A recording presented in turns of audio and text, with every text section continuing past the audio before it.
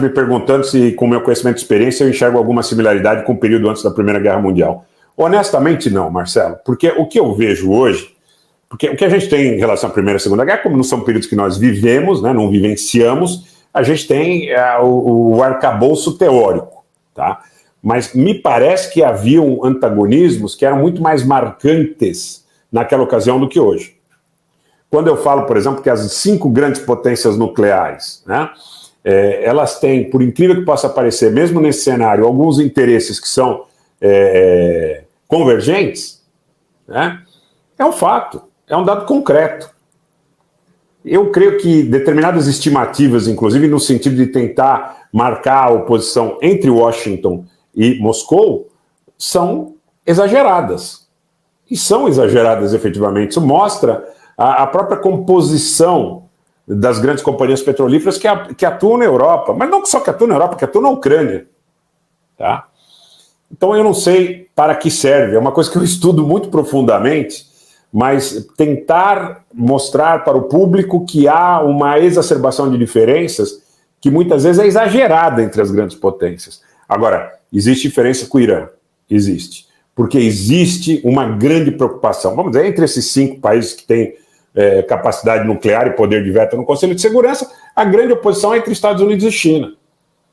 Porque a China veio crescendo, investiu dentro da África, porto, aeroporto, comunicação, e cresce, investe, e aí é no Sudão, e é no Sahel, é no Mali, é no Nigéria, é no Burkina Faso, investiram em todo o continente africano, tá certo?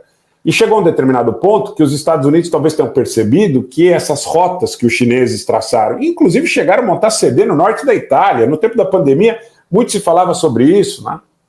Muitos falavam sobre isso. O tempo vai mostrar questões da explosão do porto de Beirute, do período da pandemia, das restrições de transporte. O tempo provavelmente nos esclareça uma série de questões que hoje são difíceis de serem analisadas, né?